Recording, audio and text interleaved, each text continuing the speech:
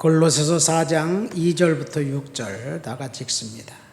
기도를 계속하고 기도에 감사함으로 깨어 있으라. 또한 우리를 위하여 기도하되 하나님이 전도할 문을 우리에게 열어주사 그리스도의 비밀을 말하게 하시기를 구하노라. 내가 이 일 때문에 매임을 당하였노라. 그리하면 내가 마땅한 이 할 말로써 이 비밀을 나타내리라. 외인에게 대하여는 지혜로 행하여 세월을 아끼라. 너희 말을 항상 은혜 가운데서 소금으로 맛을 냄과 같이 하라. 그리하면 각 사람에게 마땅히 대답할 것을 알리라. 아멘.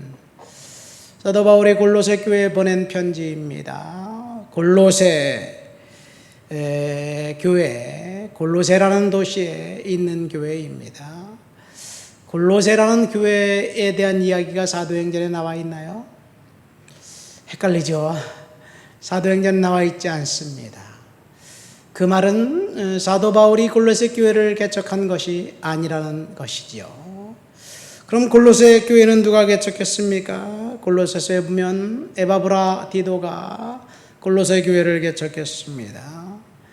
골로새 교회와 에베소 교회 근접해 있습니다. 골로새, 에베소, 히에라볼리라는 세 도시가 근접해 있습니다.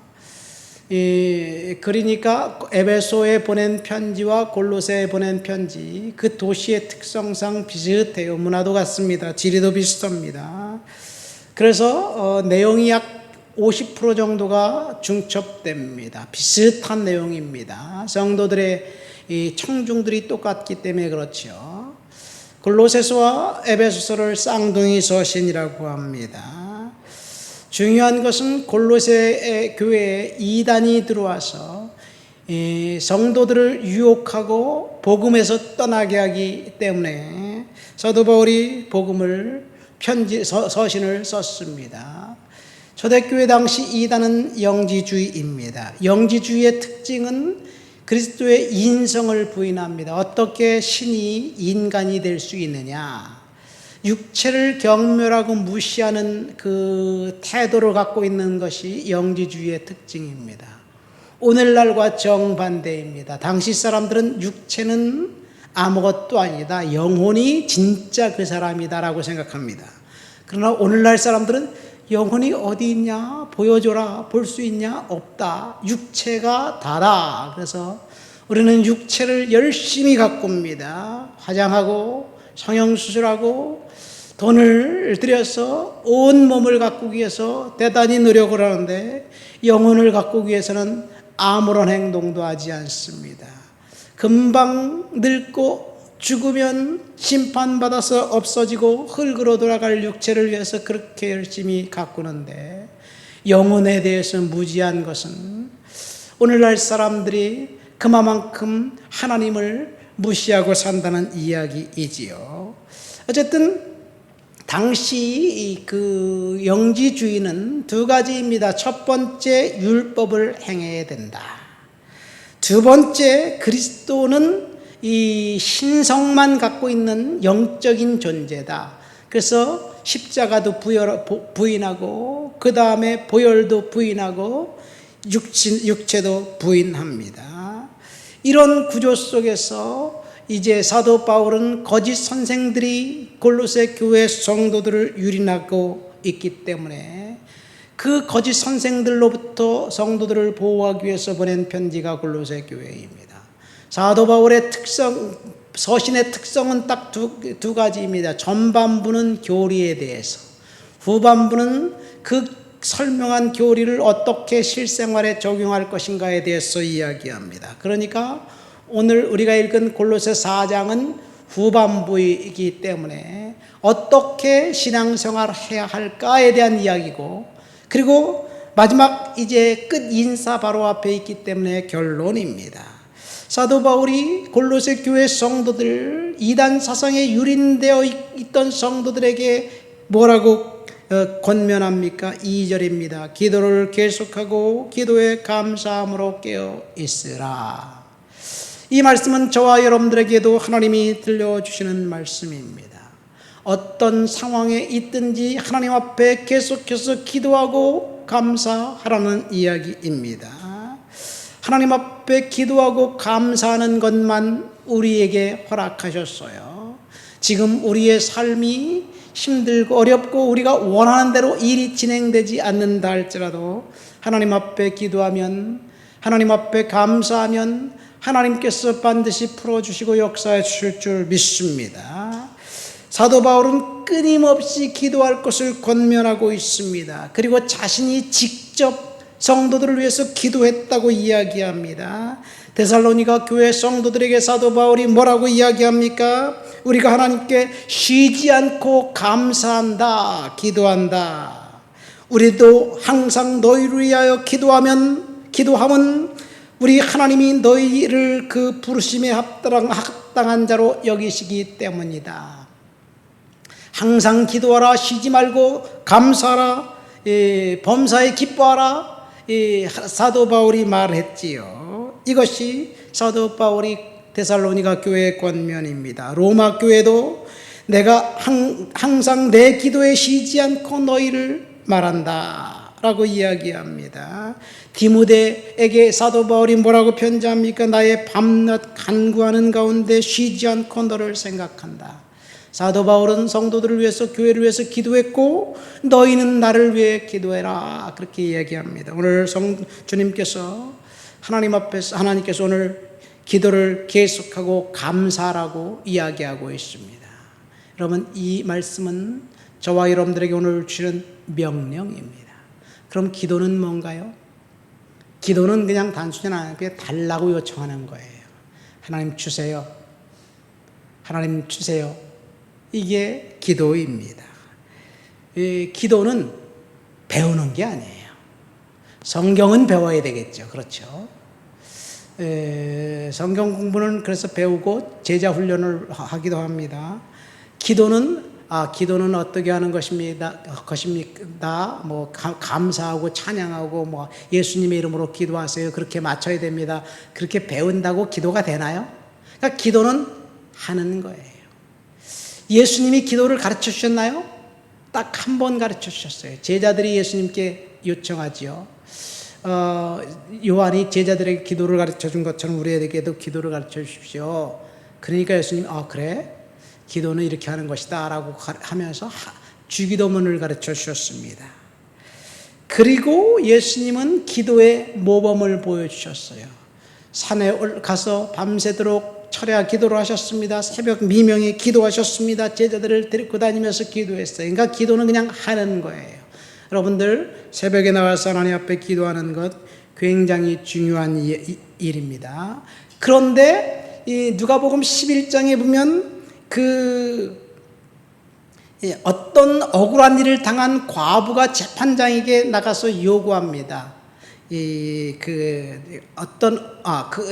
억울한 일을 당한 과부가 재판장에게 요구하는데, 뭐를 요구하냐면, 떡 3덩이를 빌려달라고 요청을 해요.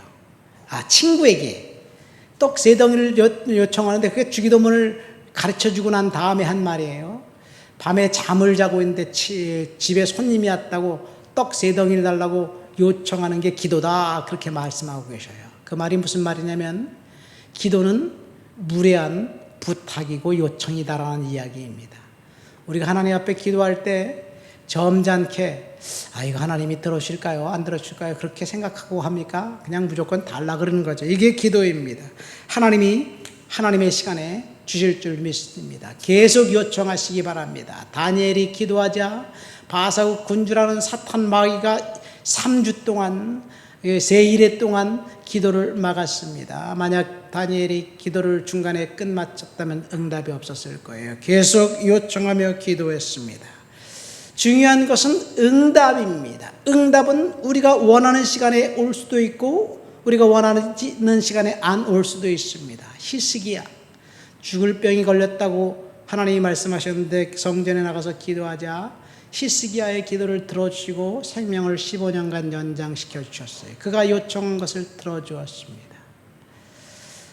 요셉은 어떤가요? 하나님 앞에 기도했는데 계속해서 매일매일 점점 더 나쁜 상황에 빠졌어요.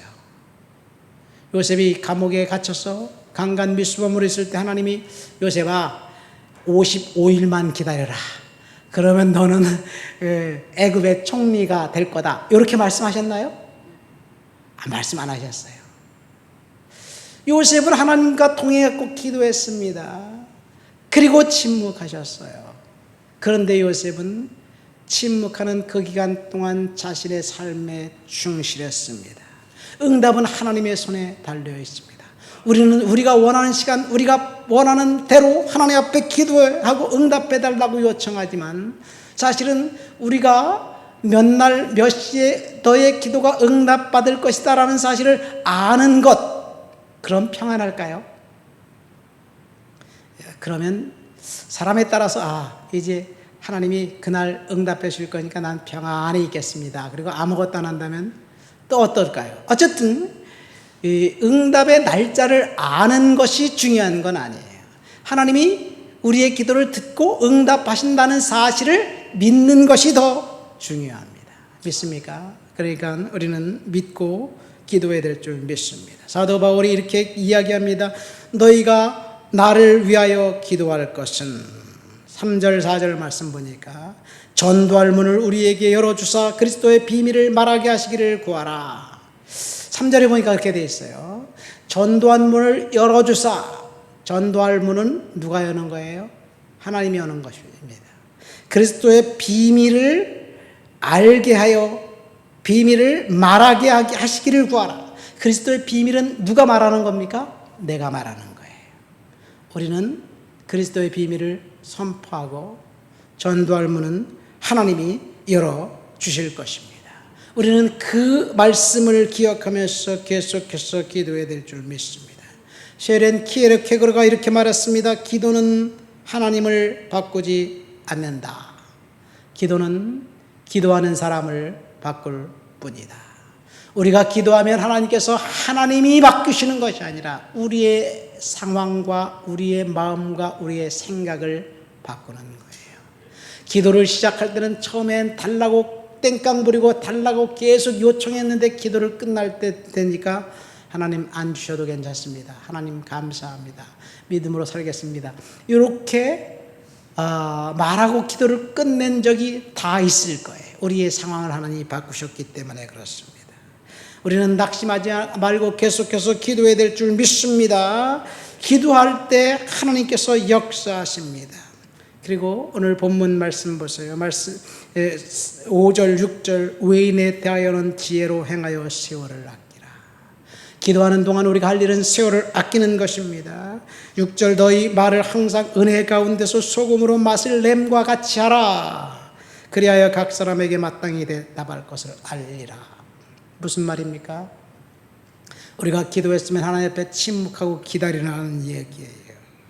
기도를 계속하고 감사함으로 깨어있으라는 사도 바울의 권면. 우리가 하나님 앞에 기도했으면 하나님이 그 기도를 들으시고 하나님의 시간에 응답해 주실 줄 믿습니다.